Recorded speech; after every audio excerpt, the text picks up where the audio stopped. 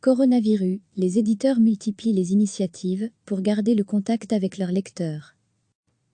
Librairies et bibliothèques fermées jusqu'à nouvel ordre, confinement pour tous, pour ne pas perdre le lien avec les lecteurs, les éditeurs multiplient les initiatives pour laisser le livre accessible pendant l'épidémie de coronavirus. À partir de ce lundi, et durant tout le temps du confinement, le Seuil proposera ainsi, via ses comptes Facebook, Twitter et Instagram, la lecture gratuite et intégrale de livres issus des catalogues Seuil et Sous-Sol. Parmi les premiers titres offerts figurent notamment Peste et Choléra de Patrick Deville. L'éditeur Les Liens qui Libérant, LLL, a également prévu de rendre accessibles gratuitement certains titres de son catalogue en format numérique.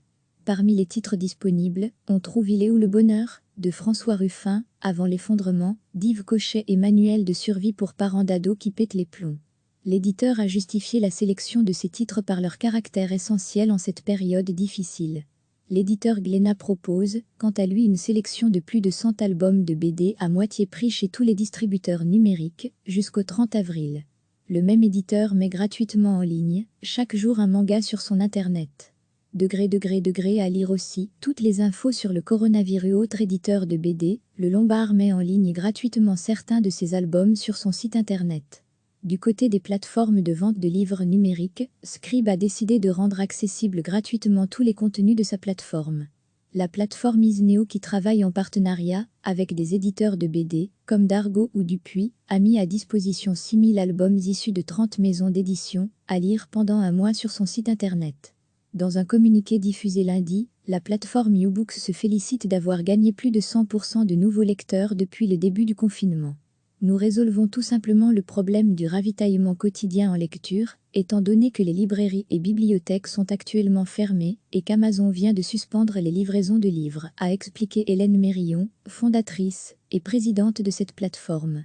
La plateforme, comme la plupart de ses concurrents, profite de l'occasion pour proposer de nouveaux tarifs d'abonnement plus avantageux. La chaîne de librairie Le Furet du Nord a décidé de mettre à la disposition de ses lecteurs 5000 livres numériques sur son site, dont 2500 grands classiques de la littérature, pendant la période du confinement. Les enseignes Cultura et Fnac proposent également des livres numériques gratuits sur leur site. Via son site Gallica, la Bibliothèque nationale de France, BNF, propose gratuitement des centaines de milliers d'ouvrages. Avant l'épidémie, l'usage du livre numérique était très marginal en France. Selon des données du Syndicat national de l'édition, SNE, de 2019, la part de vente numérique dans les ventes totales de éditeurs représentait seulement 4,81% en littérature. Recevez chaque matin l'essentiel de l'actualité.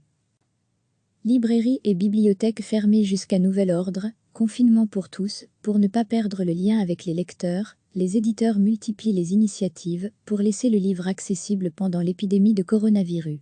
À partir de ce lundi, et durant tout le temps du confinement, le Seuil proposera ainsi, via ses comptes Facebook, Twitter et Instagram, la lecture gratuite et intégrale de livres issus des catalogues Seuil et Sous-Sol. Parmi les premiers titres offerts figurent notamment Peste et Choléra de Patrick Deville. L'éditeur Les Liens qui Libérant, LLL, a également prévu de rendre accessibles gratuitement certains titres de son catalogue en format numérique. Parmi les titres disponibles, on trouve Il est où le bonheur de François Ruffin, Avant l'effondrement, d'Yves Cochet et Manuel de survie pour parents d'ados qui pètent les plombs. L'éditeur a justifié la sélection de ces titres par leur caractère essentiel en cette période difficile. L'éditeur Glénat propose, quant à lui, une sélection de plus de 100 albums de BD à moitié prix chez tous les distributeurs numériques, jusqu'au 30 avril. Le même éditeur met gratuitement en ligne, chaque jour un manga sur son internet. Degré à lire aussi, toutes les infos sur le coronavirus. Autre éditeur de BD, Le Lombard met en ligne gratuitement certains de ses albums sur son site internet. Du côté des plateformes de vente de livres numériques, Scribe a décidé de rendre accessibles gratuitement tous les contenus de sa plateforme. La plateforme Isneo, qui travaille en partenariat avec des éditeurs de BD, comme Dargaud ou Dupuis, a mis à disposition 6000 albums issus de 30 maisons d'édition, à lire pendant un mois sur son site internet.